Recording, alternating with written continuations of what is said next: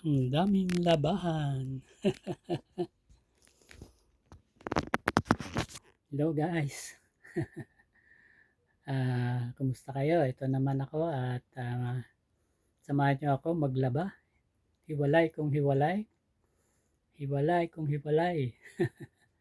Ako na lang lagi. Lahat ng ayaw ko, gusto kong lahat ng ayaw ng aking kasama. Ako ang gagawa. Ay yun ang gusto kong gawin. Yung ayaw niya, yun ang gagawin ko. Hindi ako pwedeng paander. Hindi ako pwedeng sunod-sunuran na lang. Buong buhay ko, yun na lang ang aking gawa, ang sumunod. Kaya ang gagawin ko ngayon, lahat ng ayaw niya, yun ang gagawin ko. Kaya ngayon, ayaw niyang maglaba, ako ang maglalaba. Hiwalay kami kung hiwalay. Hiwalay ang puti, hiwalay ang dikolor. Ay ito guys, ang aking gawa ngayon. Ito ang aking lalabahan dito sa aming washing machine. Ayan. Ayan. Buhos lang natin guys. Ating labahan.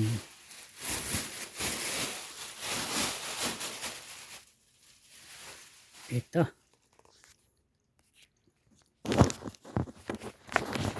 Ayan. Ito nga po ang ating labahan. May kumot.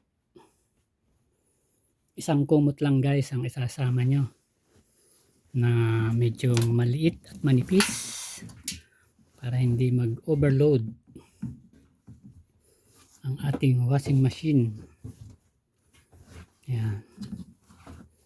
Ganito kami kung maglaba dito. Ito yung mga decolor. Ayan. Siguraduhin wala ng laman ng plastic. Ayan. Ngayon, kukuha tayo ng itong ating sabon. Yan. Ito ang magandang sabon. Recommended ko ang Tide. May Downy. Yan. Para mabango ang ating labada. Yan. Lagyan lang natin ng hindi naman punong-puno. Hanggang liig lang.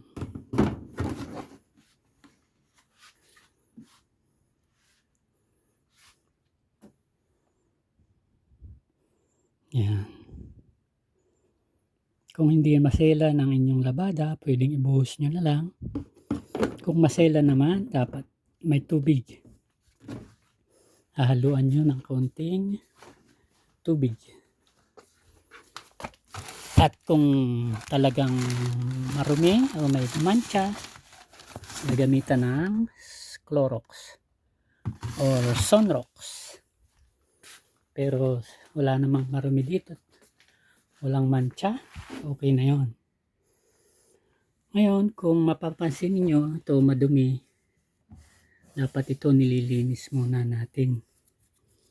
So, ang gagawin ko, kukuha ako ng basahan para malinis. Linisin natin ang ating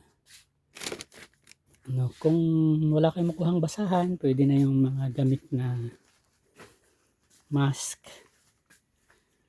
At gawin nyo, paandarin muna natin ng konti para medyo yung tubig ay mababasa na yung ating paligid ng washing machine. At pwede naman natin itong buksan habang nag-ano pa siya. Hindi pa siya nakalock yung pintuan ng ating washing machine. Pwedeng buksan at linisin. Yan, ganyan lang guys ang paglilinis ng ating washing machine. Pwedeng gawin ito before nyo ilagay yung inyong maruruming labahan. Pwede rin naman habang kayo naglalaba. Ngayon lang napansin kong dumi, naisalang ko na. Pero kung tutusin, dapat bago natin isalang, ay linisin muna. Ayan. Ganyan lang ang paglilinis, guys. Ayan, lilinisin natin yan.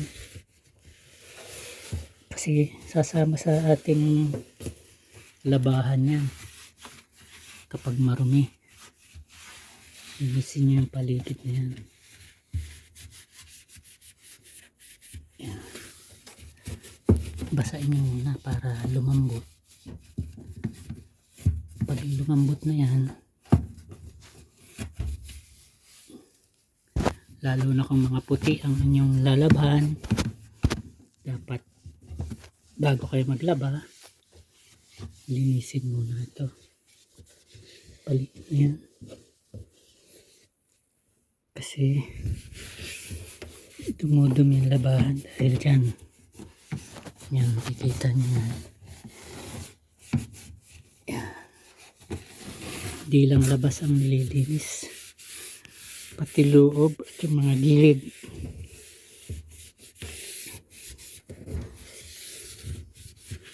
Ang ating labahan, dapat yan nililinis. Yan, nakita nyo, malinis na. So next time na maglaba kayo, huwag yung pabayang magdumi ito. Kasi hahawa yan sa damit nyo, lalo na kung puti ang inyong mga nilalabhan. Kita nyo ngayon, ginawa ko to kasi hindi naman puti yung lalabhan ngayon. Tapos na ako sa puti. Kaya yan. Okay. Yan. Malinis na. Ito nililinis din.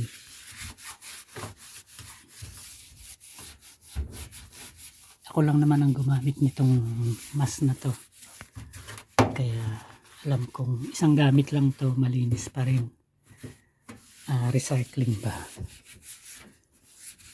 Anyway, may sabon naman yan. Ayan. Pero hindi healthy ito ha. Pinakikita ko lang. Yan. Yung mga pwede naman yan. Tapos, tapon nyo na sa basurahan. Huwag nyo nang lalaban yan. Then, kumuha kayo ng isa pang basahan. Yung mga marurumin yung yan.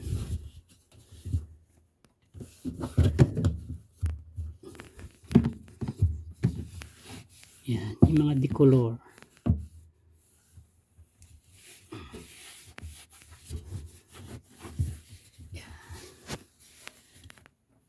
Tapos, lalaban din natin ito guys. Kaya mag-alala, lalaban din natin ito. Pati ito, linisin nyo na rin.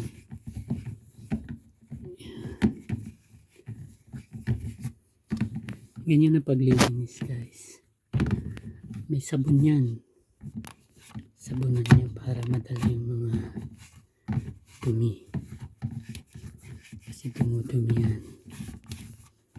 Okay, ganyan ang paraan ng paglilinis natin ng washing machine.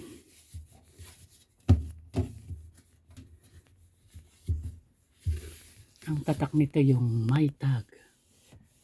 Yan. Maytag washing machine. Okay. So, kapag nakita nyo malinis na, pwede na nating isalang ating labahan. Pwede nang paandarin ulit labahan nyo na yung ginamit nyo at automatic na siyang kusang aandar. Kung nakita nyo, yan, nasa regular lang siya, regular. Tapos ikot yan dito hanggang umabot sa rinse and then spin. Kung gusto nyo extra rinse, tuloy-tuloy yan, ilagay nyo lang sa extra rinse and then saka siya mag-o-off. Yan ang ating setting. Okay guys, mamaya tingnan natin, pakikita ko naman sa inyo kung paano tayo mag dryer. Yan.